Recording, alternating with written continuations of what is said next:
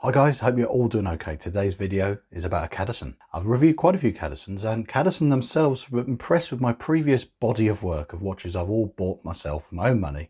I'm a fan obviously of the brand, and I think they could tell that now. Now the channel's got to a certain size, they're thinking, why don't we send this lovely young man a watch? And they kindly did, and this is the watch, and I am delighted they did because I like quirky watches, something a bit interesting. And this has got palm fronds on the dial. It's an unusual piece, so we're going to go to details as to why I think it's, as I said in the thumbnail, fun but flawed. But why? So let's get involved with sharing with you the stats and specs. This is a quick little section just to give you all the nitty gritty you need to know, and then we're going to have a nice chat about what I really think you need to know about with this watch and what it makes me think.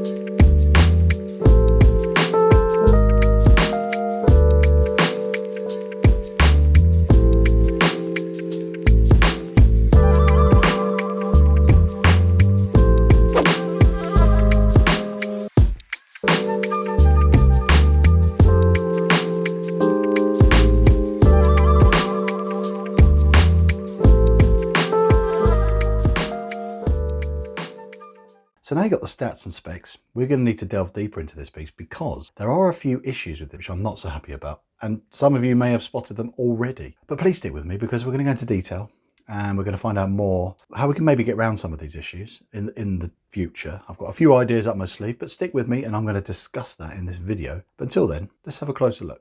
So straight off the bat, I'm going to discuss with you what I think you should be aware of, I think are issues and potentially deal breakers for you guys watching this review. And the first thing I would like to point out is these hands. They are tiny. They are way too small. The lume in them is almost imperceptible. The seconds hand doesn't reach out to the minute track. The hour hand is tiny, and the minute hand only goes about halfway across the indices there. So I'm a bit disappointed because they're very skinny and they get lost on that dial. I think when you've got a complicated dial or something that's a bit more of a fussy design, you need hands that are going to make a bit more of a bolder statement. I know they've got a generic set of hands that they use for a lot of their watches. That's why these watches are affordable. This is an affordable watch, but I'm just highlighting a practical element which I think is a bit of an issue. The balancing of the rest of the watch is a bit squiffy. For example, that Cadisen logo at the 12 o'clock, that breaks the dial up a bit too much. They didn't have to put it there. They could have just had the Cadisen applied logo where the wording is, ditch the word automatic, put it down here, have Cadisen lower down than that logo just above it. Just do a bit of tweaking there and then had a nice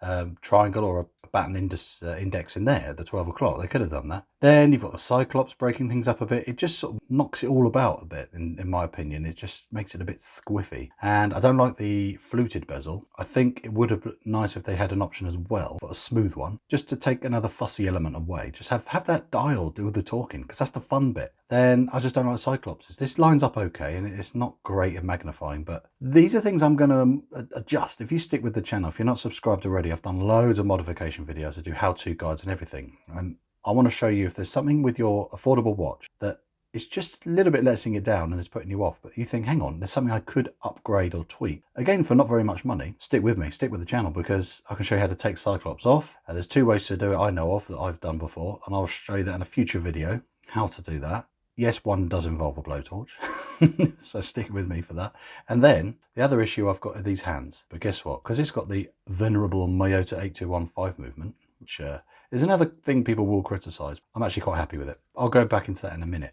You can change the hands. I've bought some more robust, solid looking hands with more lume, and I've even got a orange seconds hand. And I think the orange seconds hand is going to work beautifully with the green. So these are little upgrades I'm going to do, but that's by the by when it comes to this review. It's just highlighting that sometimes a negative you can turn into a positive, of course.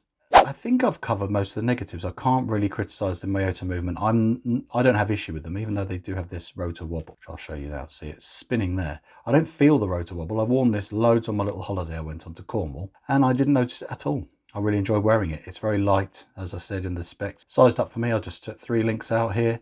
Fits beautifully my 7-inch wrist, and there's not much play at all in this bracelet.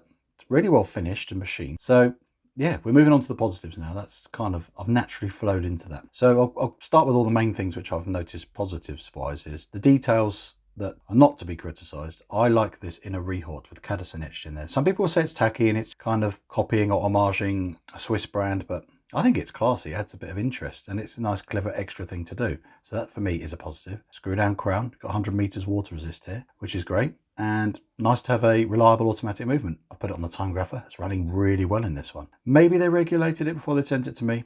I really doubt that, to be honest with you. These are affordable watches. They're not going to go that far. They've sent these out to a few other reviewers. They're not going to be going too far into regulating and things like that. So it's running great. I think it's really good wearable size. As I've alluded to, the fit and finish is great. Smooth polishing. All the metal elements have been done really well. I like it's got sapphire. It's got a little bit of that bling factor. If you want this to be a sort of a dressier or smart casual watch or a holiday watch. Oh, holidays. Other than queuing to Cornwall, that would be nice to do something involving palm trees. That's what we're going to discuss now. That's what this watch is to me. That funky dial with the palm fronds on there. If this just had a black dial or a grey dial, I wouldn't like this watch. To be honest with you, I would feel it was just a bit bland. And the other elements which annoy me would annoy me a little bit more because the rest of the watch doesn't excite me at all. This watch, for some reason, just because of that green sunburst and palm frond decorated dial, takes it to me to another level. Because it's not something you can get very easily. It's definitely not normally at the affordable range. Normally,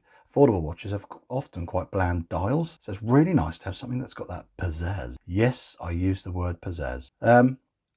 For me, it's mesmerizing. It really takes this watch to another level. I forgive all the other little flaws, even though I can barely read it and the Cyclops annoys me. It looks like a zit on a supermodel. I just don't like it. But that's why, plot twist, this watch, even though there's quite a few little errors with its sort of balance of its design, and the plot twist is I love it just because of that blooming dial. Crazy. Bit like me, really, to be honest. But I don't want to digress too much. But the other thing, the reason why I must love this is because I'm so desperately wish I could go abroad at the moment. I miss having a holiday abroad and just looking at palm trees in a natural environment, not at some like Kew Gardens or something. It's nice to just remind yourself of places you've been, holidays and fun, good times. And this watch, that dial, it just brings back those kind of memories.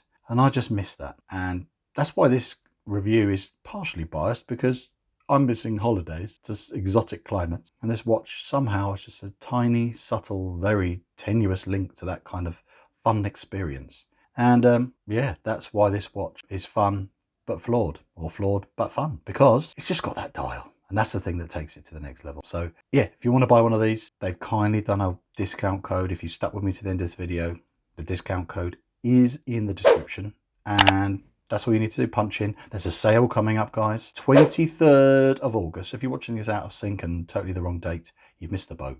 But still check this watch out, because as I've said, it's got some fun stuff to it. So if you want to get this watch at a better price, use my discount code. It'd be awesome.